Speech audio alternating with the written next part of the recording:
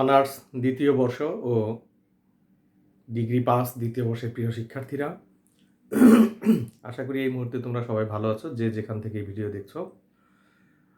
তো আজকে একটি নতুন চ্যাপ্টার শুরু করতে যাচ্ছি, সেটি হচ্ছে অংশীদারি ব্যবসায়।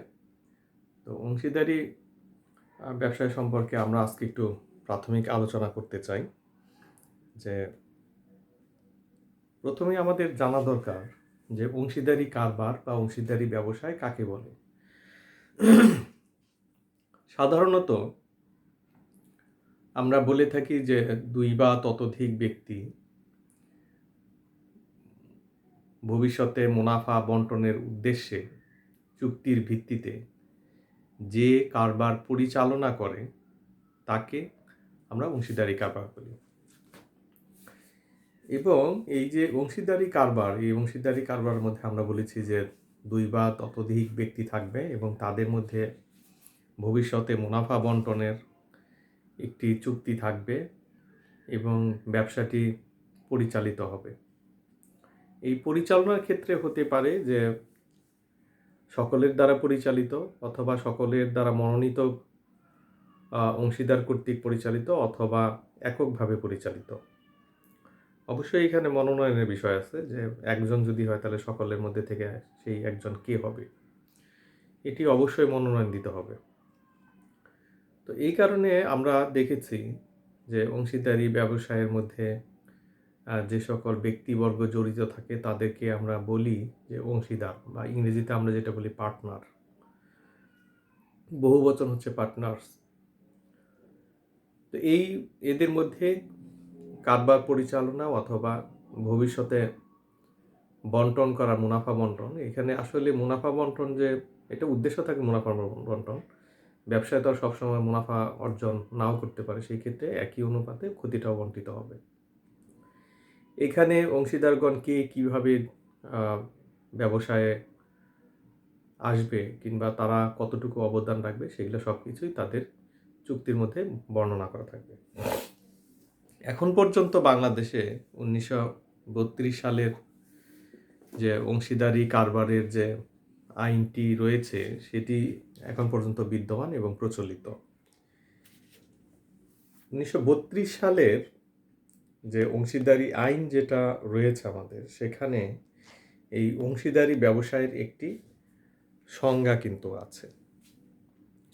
সেখানে বলা হয়েছে সকলের দ্বারা বা সকলের পক্ষে একজনের দ্বারা পরিচালিত ব্যবসায় মুনাফা নিজেদের মধ্যে বন্টনের নিমিত্তে একাধিক ব্যক্তির মধ্যে যে চুক্তিবদ্ধ সম্পর্ক সৃষ্টি হয় তাকে অংশীদারি কারবার বলে বা অংশীদারি বলা হয়।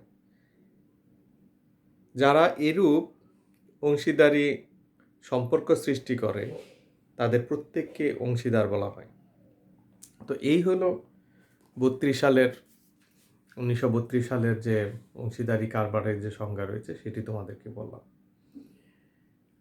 আমাদের আসলে যে বিষয়টি জানা দরকার, যেটি বোঝা দরকার, যে এই যে অনার্স লেভেলে এসে হিসাব বিজ্ঞানে কিংবা ডিগ্রি পাসের যে এই কোর্সটি রয়েছে, সেখানে সিলেবাসটি খুললে দেখবে যে এই অংশীদারি ব্যবসায়ের মোট 4টি খণ্ড রয়েছে। মূলত এখানে সাধারণত যে অংশীদারদের বিজনেসের যে লাভ বা ক্ষতি সেটি বন্টন করা শেখায়, অংশীদারদের মূলধন হিসাব তৈরি করা শেখায়। এটি একটি অংশ যেটি আমরা উচ্চ মাধ্যমিক লেভেলে শিখে থাকি, সেটির একটি চলমান প্রক্রিয়া আসলে এখানে। কিন্তু প্রশ্ন যখন আমরা দেখি যে বিভিন্ন বছরে যে প্রশ্ন রয়েছে, সেই প্রশ্নের মধ্যে কিন্তু আমরা দেখি যে অংশীদারদের সেখানে আমরা দেখতে পাই যে অংশীদারদের নতুন কোনো অংশীদার যদি বিজনেসে আগমন করে তাহলে কিভাবে এই নতুন অংশীদারকে নেওয়া হয়, এটি একটি অংশ। আরেকটি অংশে হচ্ছে যে কোনো অংশীদার যদি চলে যায়, আমরা যেটাকে অবসর বলি বা রিটায়ারমেন্ট বলি, সেই ক্ষেত্রে কিভাবে সেটি সম্পন্ন করা হয়। এবং সর্বশেষ হচ্ছে যদি একটি অংশীদারি কারবারকে বিলোপ সাধন করা হয় বা লিকুইডেশন করা হয়, তারল্য যেটাকে আমরা বলি। বা বিজনেসটা যদি কন্টিনিউ যদি আর না করে, সেই ক্ষেত্রে আমরা যেভাবে করে থাকি সেটি একটি এই অধ্যায়ের অন্তর্ভুক্ত রয়েছে। এই হচ্ছে যে 4 ধরনের অঙ্ক তাহলে আমরা এখানে দেখতে পাই বা করতে পারি। মূলত শেষের যে 3টি বললাম যে অংশীদারদের অ্যাডমিশন, রিটায়ারমেন্ট এবং ডিসলিউশন, এই 3টি খণ্ড থেকেই কিন্তু আমাদের সবচেয়ে বেশি প্রশ্ন থাকে। প্রথম যে অংশটি আসলে ওইটি কিন্তু আমি বাদ দিয়েই যাচ্ছি, কারণ ওই অংশ থেকে আসলে ইন্টারমিডিয়েট আগে বলেছি যে ইন্টারমিডিয়েট লেভেলে তোমরা ওইটা শিখেছো, জেনেছো এবং ওখান থেকে আসলে কোশ্চেন আমাদের গ্র্যাজুয়েশন লেভেলে আসেও না, এই কারণে আমি এটি অ্যাভয়েড করছি। তো অংশীদারি কারবারের দেখো, যদি তুমি জানতে চাও, আসলে জানার অনেক কিছু রয়েছে এখানে, যে অংশীদারি কারবারের বেশ কিছু বৈশিষ্ট্য রয়েছে। সেই বৈশিষ্ট্যগুলো কিন্তু আমাদের আসলে খেয়াল করা উচিত। যে আমরা ধরো কোনো একটি চ্যাপ্টার যখন পড়ি, তার ভেতরকার বিষয়বস্তুগুলি যদি যথাযথভাবে যদি আমরা আমাদের মধ্যে অজ্ঞতা যদি থেকে যায় বা জ্ঞানের গভীরতা যদি কম হয়, সেই ক্ষেত্রে কিন্তু ভবিষ্যতে অনেক উত্তরই কিন্তু আমরা দিতে পারবো না। তো এই কারণে আমাদের যখন কোনো একটি চ্যাপ্টার পড়বো, তখন তার ভেতরকার বিষয়বস্তু বা প্রত্যেকটি বিষয়কে কিন্তু তোমরা ভালোভাবে পড়বে, বা রিডিং প্রয়োজনে কিন্তু রিডিংও পড়তে পারো, যে জাস্ট পড়া হলো, কারণ এটা পরীক্ষার মধ্যে আসবে না। এরকম যদি হয় তাহলে দেখবে যে মস্তিষ্কে যখন চাপ পড়ে, তখন আমাদের ওই জিনিসটা আরও ভালো মনে থাকে, শুধু পরীক্ষার জন্য, সারা জীবনের জন্য অর্জিত হয়। তো এরকম যদি অর্জনের কথা বলি, যে এই যে সংজ্ঞাটা আমরা আলোচনা করলাম এর আগে অংশীদারি বিজনেসে, তো এই অংশীদারি বিজনেসের কিছু বৈশিষ্ট্য রয়েছে, তার একটি করে যদি আমরা বলি, প্রথমেই হচ্ছে যে একটি চুক্তিবদ্ধ সম্পর্ক, যে অংশীদারদের মধ্যে অবশ্যই তাদের মধ্যে একটা চুক্তি থাকতে হয় এবং সেই চুক্তির ভিত্তিতে তাদের সম্পর্ক কিন্তু বিদ্যমান, এবং এই চুক্তিটি হতে পারে লিখিত, মৌখিক, অথবা মৌখিক, লিখিত এবং নিবন্ধিত হতে পারে। আমরা যদি বলি যে এখানে একাধিক ব্যক্তির একটি সম্পর্ক থাকে, 2 নম্বরে যদি আমরা বৈশিষ্ট্যটা বলি, প্রথম তো বললাম যে চুক্তি থাকবে।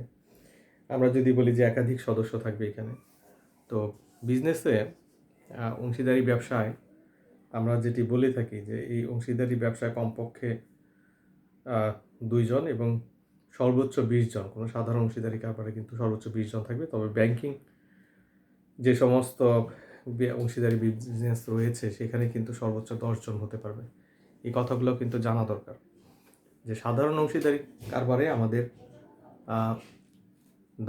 20 জন এবং ব্যাংকিং ব্যবসায়ের ক্ষেত্রে সর্বোচ্চ 10 জন।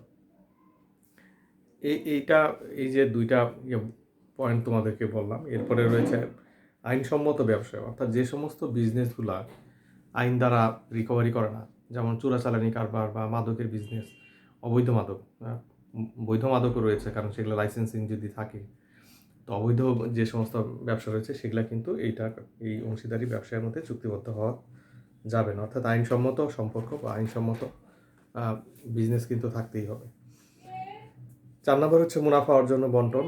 এই যে অংশীদারি কারবারের যে অংশীদার রয়েছে, তাদের মধ্যে অবশ্যই মুনাফা অর্জিত হওয়ার লক্ষ্যে তারা কাজ করবে এবং সেটা বন্টনও তারা করবে নিজেদের মধ্যে। পারস্পরিক 5 নম্বর আমরা বলছি পারস্পরিক প্রতিনিধিত্ব। তো পারস্পরিক প্রতিনিধিত্ব বলতে আমরা বোঝাই যে সবার মধ্যে থেকে আমরা, অংশীদারদের মধ্যে থেকে 1 জন বা 2 জনকে আমরা নির্বাচিত করতে পারি, যে যারা বিজনেসটাকে পরিচালনা করবে এবং অংশীদারদের পক্ষে কাজ করবে, সেটা আমরাই করতে পারি। ও অংশীদারের যোগ্যতা, তো অংশীদারদের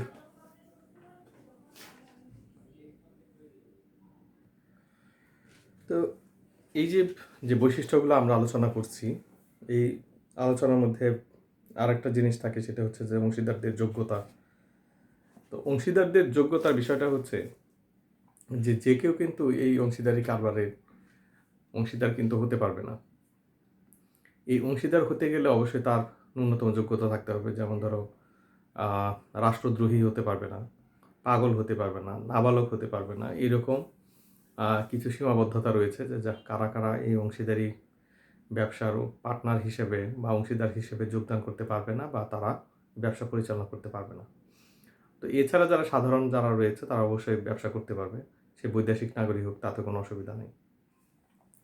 এবং এখানে আরেকটা যে জিনিস থাকে সেটা হচ্ছে যে পারস্পরিক আস্থা। তো পারস্পরিক আস্থা ও বিশ্বাস ছাড়া কিন্তু অংশীদারি কারবার বা অংশীদারি ব্যবসা কিন্তু অসম্ভব। তো এই যে বিজনেসগুলা পরিচালিত হবে বা ভবিষ্যতে যেভাবেই পরিচালিত হোক না কেন, এই প্রত্যেকটা যে বৈশিষ্ট্যের কথা বললাম, প্রায় ৬-৭টা যে চুক্তি থাকবে, সেখানে ২ বা ততোধিক সদস্য থাকবে, তাদের মধ্যে মুনাফা বন্টনের একটি প্রক্রিয়া থাকবে, তাদের পারস্পরিক আস্থা এবং বিশ্বাস থাকবে, তাদের মধ্যে যোগ্যতা থাকবে। তো এই যে পয়েন্টগুলোর কথা বললাম, এগুলো একটু তোমরা মনে রাখার চেষ্টা করবে যে আসলে অংশীদারি কারবার করতে গেলে এই সমস্ত বৈশিষ্ট্যগুলো অত্যন্ত জরুরি। তো জরুরি জিনিস জরুরিভাবেই দেখতে হয় আসলে। তো তোমরা আরও বেশি জানবে, কারণ আমি যখনই নাকি অ্যাডমিশন পড়াবো তখন যদি এই বিষয়বস্তুগুলো যদি বুঝতেই না পারো যে যে পুরাতন অংশীদার এবং নতুন অংশীদার তাদের মধ্যে কীরূপ সম্পর্ক বিদ্যমান থাকবে বা তার একজন নতুনকে কীভাবে আমরা নিয়ে আসবো, এগুলা তো আসলে মুখস্থ করার জিনিস না। এই প্রক্রিয়াগুলো যদি আমাদের জানা থাকে তাহলে কিন্তু খুব সহজে আমরা করতে পারি। তো অংশীদারি বিজনেসে এই যে আমরা এর আগেও ধরো উচ্চ মাধ্যমিকে আমরা আলোচনা করেছি যে অংশীদারি কারবারের চুক্তি, অংশীদারি কারবারের মূল ভিত্তি, আসলে এই কথাটা সত্য। কারণ চুক্তির যদি না থাকে তাহলে সেইটা কিন্তু অংশীদারি কারবার হিসেবে প্রমাণিত হবে না। যে দুই ভাই মিলে একটি কারবার করলো, একটা ব্যবসা করলো, কিন্তু তাদের মধ্যে কখনোই ওই কারবার নিয়ে আলোচনা হয়নি, তাই যে কে কতটুকু টাকা দিবে, কে কীভাবে হবে, কখনোই যদি তারা আলোচনা করে যে ভাই আসো আমরা একটা ব্যবসা শুরু করি আর করে ফেললাম, তো এইখানে এরকম যদি কোনো বিষয় থাকে তাহলে কিন্তু সেটা অংশীদারি কারবার বলে বিবেচিত হবে না। কারণ হলো চুক্তিই নাই তাদের মধ্যে। প্রথম যে বিষয়বস্তুটা যেটার উপরে ভিত্তি করে একটি অংশীদারি কারবার পরিচালিত হয় বা বিদ্যমান থাকে, সেই রকম মানে কোনো অনুপস্থিতি যদি থাকে তাহলে সেগুলাকে কিন্তু আমরা অংশীদারি কারবার বলবো না। সেটি হতে পারে পারিবারিক ব্যবসা, কিন্তু এটা অংশীদার আর যাই হোক সেটা অংশীদারি কারবার নয়। কারণ বলা হয় যে অংশীদারি কারবারের মূল ভিত্তি হচ্ছে চুক্তি। তবে কিছু জিনিস রয়েছে যে চুক্তি হওয়ার পরেও যদি চুক্তিতে কোনো জিনিস যদি স্পষ্ট না থাকে, যেটাকে আমরা বলি চুক্তির অবর্তমানে অংশীদারদের মধ্যে কীভাবে তাদের সম্পর্ক রক্ষা হবে, অথবা তাদের ভবিষ্যতে যদি কোনো ঝামেলা হয় তাহলে কীভাবে সেই সমস্ত ঝামেলাগুলোকে তারা মানে সমাধান করবে, সেগুলা কিন্তু ভিন্নভাবেও কিন্তু মানে সমাধান করা যায়। যেমন ধরো লাভ লোকসান বন্টনের অনুপাত যদি দেওয়া না থাকে, অথবা তাদের মধ্যে যদি উল্লেখ না থাকে কে কতটুকু লাভ বা ক্ষতি বন্টন করে নেবে, সেই ক্ষেত্রে অংশীদাররা পরবর্তী সময়ে যখন বিবাদ হবে তখন সেটা নিজেরাই সমাধান করে নেবে। হতে পারে যে সমান অনুপাতে তারা লাভ বা লোকসানটাকে বন্টন করে নেবে, অথবা তাদের যে মূলধন রয়েছে সেই মূলধন অনুপাতে সেটা বন্টন করে নেবে। তারপরে যদি বলা হয়েছে যে অংশীদারি কারবারে যদি কোনো সুদ থাকে, মানে ঋণ সরবরাহ করে কোনো অংশীদার, তাহলে প্রশ্নে যদি উল্লেখ নাও থাকে তাহলে সেক্ষেত্রে 6% হারে সুদ ধার্য করা যাবে। তারপরে বলা হয়েছে যে বেতন বা অন্যান্য সুযোগ সুবিধা যদি চুক্তিতে উল্লেখ না থাকে তাহলে সেই সমস্ত সুযোগ সুবিধাগুলো কিন্তু কোনো একটা অংশীদার জোর করে নিতে পারবে না। তো এরকম অনেকগুলা বিষয় রয়েছে যেগুলা আমরা হয়তো উচ্চ মাধ্যমিক লেভেলে সেগুলা নিয়ে আলোচনা করি, বিস্তারিত সেখানে কথাবার্তা হয় যে চুক্তির অবর্তমানে অংশীদারদের মধ্যে বিবাদ মীমাংসার উপায় কী। তবে আমাদের এই গ্র্যাজুয়েশন লেভেলে কিন্তু যখন আমরা অ্যাডমিশন, রিটায়ারমেন্ট বা এই জাতীয় যে অঙ্কগুলো আছে সেই সময় যখন করি, তখন এই চুক্তির অবর্তমানের যে বিষয়বস্তুগুলো সেগুলো কিন্তু এতটা কাজে কিন্তু আসে না, বা এটা আসলে থাকেও না। কিন্তু মৌলিক বিষয়বস্তু বা একটি চ্যাপ্টারের শুরুর দিকে যেহেতু থিওরিটিক্যাল যে অংশগুলো রয়েছে বা আলোচনা করছি, তখন কিন্তু অবশ্যই এগুলো জানা জরুরি। তবে এখানে নিজের জ্ঞানগর্ভ বা নিজের জ্ঞানের যে প্রসারতা আছে সেটাকে যদি তুমি বিস্তৃত করতে চাও তাহলে অবশ্যই কিন্তু চ্যাপ্টারের খুঁটিনাটি বিষয়গুলো কিন্তু তোমার জানা দরকার। তো যাই হোক, যে এই যে অবর্তমানের কথা বলছিলাম, এখানে দেখবা যে বইগুলা খুললে যে অনেকগুলা কিন্তু মানে পয়েন্ট তোমরা পাবা, যে এখানে 13-14টা হয়তো পয়েন্ট আছে যেগুলা তোমাদের পড়ে নিতে হবে। তো আমি খুব বেশি গুরুত্ব দিচ্ছি না এই অংশকে। অংশীদারের কারবারের যে মূলধনটা নিয়ে একটু কথা বলি। যে দেখো, এগুলো প্র্যাকটিসের বিষয়টা ভিন্ন, যে কীভাবে প্র্যাকটিস করা হয় বা আধুনিক যে অংশীদারি ব্যবসা রয়েছে সেখানে কীভাবে প্র্যাকটিস করা হয়। তো অংশীদারি কারবারের যে এই যে অংশীদারদের যে মূলধন হিসাবটা যখন প্রস্তুত করা হয়, সেখানে দুইভাবে অংশীদারি কারবারে এই মূলধন হিসাবটা প্রস্তুত করা যেতে পারে। একটি হচ্ছে স্থিতিশীল মূলধন পদ্ধতি, আর একটা হচ্ছে পরিবর্তনশীল মূলধন পদ্ধতি। এখন কথা থাকে যে আমরা যখন অঙ্কগুলা করি তখন আসলে কোন পদ্ধতিতে করি? অবশ্যই আমরা যখন অঙ্কগুলা করি তখন পরিবর্তনশীল মূলধন পদ্ধতিতেই আমরা এই অংশীদারদের যে ক্যাপিটাল অ্যাকাউন্টের যে সমাধান সেটি আমরা করে থাকি আর কি। তো পরিবর্তনশীল পদ্ধতি হচ্ছে, দেখো পরিবর্তন মানে কি, যেটা চেঞ্জ হয়, তাই না? ধরো বছরের শুরুতে আমরা যে পরিমাণ মূলধন নিয়ে আমরা শুরু করেছি, আমাদের যদি বছর শেষে যদি সেই মূলধনটা যদি চেঞ্জ হয়ে যায় বা কোনো কারণে পরিবর্তন যদি হয়, তাহলে সেটাই পরিবর্তনশীল মূলধন পদ্ধতি। এইখানে এই পরিবর্তনশীলের মধ্যে আসলে অনেক লেনদেনগুলো অন্তর্ভুক্ত হয়, যেমন অংশীদারদের বণ্টিত লাভ বা ক্ষতি অন্তর্ভুক্ত করতে হয়, তাদের কোনো সুযোগ সুবিধা যেমন মূলধনের সুদ, কোনো অংশীদার যদি বেতন নগদে উত্তোলন না করে থাকে বা সম্মানী যদি পেয়ে থাকে বা কমিশন যদি পেয়ে থাকে, যেগুলো সে নগদে গ্রহণ করে না, সেগুলো কিন্তু তার ক্যাপিটাল অ্যাকাউন্টকে প্রভাবিত করে। তো এই বিষয়গুলো আসলে মানে তোমার জানা দরকার যে মূলধন হিসাবে কেন এটা চেঞ্জ হয়ে যায়। এখন যদি তুমি নগদে নিয়ে না থাকো তাহলে অবশ্যই তো তোমার ভবিষ্যতে মূলধন বেড়ে যাবে, আর যদি তুমি নগদে গ্রহণ করো তাহলে তো ওই মূলধনটা বাড়ার কোনো কারণই নেই। এটা হচ্ছে একটা পদ্ধতি। আর স্থিতিশীল মূলধন পদ্ধতি হচ্ছে যে এই পদ্ধতিতে যে পরিমাণ শুধুমাত্র মূলধন বাবদ যা সরবরাহ করা হয়, শুধুমাত্র এই হিসাবটাতে ওইটুকু টাকাই সংরক্ষিত থাকে বা হিসাবভুক্ত করা থাকে। অর্থাৎ অন্যান্য যে সুযোগ সুবিধাগুলো রয়েছে, অর্থাৎ বণ্টিত মুনাফা বা ক্ষতি যাই থাকুক, মূলধনের সুদ, তারপরে বেতন, কমিশন ইত্যাদি যেগুলো সে নগদে গ্রহণ করে নাই, সেগুলোকে নিয়ে আমাদের একটা কারেন্ট অ্যাকাউন্ট প্রস্তুত করতে হয়। তো স্থিতিশীল মূলধন পদ্ধতিতে এই জন্য আমরা দেখি যে দুইটা খতিয়ান করতে হয়, একটি হচ্ছে যে ক্যাপিটাল অ্যাকাউন্ট, আরেকটি হচ্ছে কারেন্ট অ্যাকাউন্ট। কিন্তু পরিবর্তনশীল মূলধন পদ্ধতিতে মূলত মূলধন এবং এই কারেন্ট অ্যাকাউন্টের যে সমস্ত লেনদেনগুলো আছে সবগুলো কিন্তু অন্তর্ভুক্ত করতে হয়। ফলে হিসাবকাল শেষে বা আমরা যখন দেখি যে বা নির্দিষ্ট সময় শেষে বা কালে যখন আমরা এই খতিয়ানে ব্যালেন্সটা নিই, তখন দেখা যায় যে বছরের শুরুতে যে পরিমাণ ব্যালেন্স বিডি ছিল বা মূলধন নিয়ে আরম্ভ হয়েছিল, সেই টাকাটা বছর শেষে পরিবর্তিত হয়ে গিয়েছে। এটা হচ্ছে পরিবর্তনশীলে। আর স্থিতিশীলে হচ্ছে আমরা আগেই বলেছি যে এখানে শুধুমাত্র মূলধনটাই অন্তর্ভুক্ত থাকে, অন্য কোনো বিষয়বস্তু অন্তর্ভুক্ত হয় না।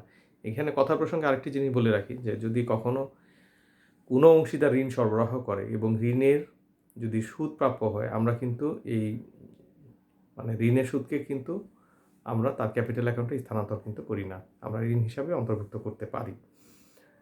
যদি সেটি ঋণটাকে যদি প্রভাবিত যদি করে, অর্থাৎ পরবর্তী সময়ে ঋণের আসল হিসেবে যদি অন্তর্ভুক্ত হয়, যে ঋণের সাথে সুদযুক্ত হয়ে আবার পরবর্তী সময়ের আসল বলে গণ্য হবে, অর্থাৎ চক্রবৃদ্ধি পদ্ধতিতে, তাহলে সেক্ষেত্রেও কিন্তু আমরা ঋণ হিসাবের মধ্যে ঋণের সুদটা অন্তর্ভুক্ত করি। এই কারণে অনেক সময় আমরা দেখেছি যে ঋণের সুদ কিন্তু কখনোই মূলধন হিসেবে অন্তর্ভুক্ত হয় না। তো যাই হোক, এই আজকে এই প্রাথমিক ভাবে যে বিষয়গুলো ছিল সেগুলো তোমাদের সাথে একটু আলোচনা করলাম, একটু শেয়ার করলাম। আমরা নেক্সট লেকচারে হয়তো চেষ্টা করব তোমাদেরকে যে অংশীদারদের যে আগমনের যেটি রয়েছে, যেটি আমাদের আসলে পরীক্ষার মধ্যে বা জরুরি বা যে বিষয়বস্তুর উপরে খুব বেশি আলোকপাত করা উচিত, সেখানে আমি আলোকপাত করব। তো যাই হোক, পরবর্তী লেকচার দেওয়ার আগ পর্যন্ত তোমরা সবাই ভালো থাকবে, সুস্থ থাকবে, এই আশাবাদ ব্যক্ত করে আজকের মতো তোমাদের কাছ থেকে বিদায় নিচ্ছি। আল্লাহ হাফেজ।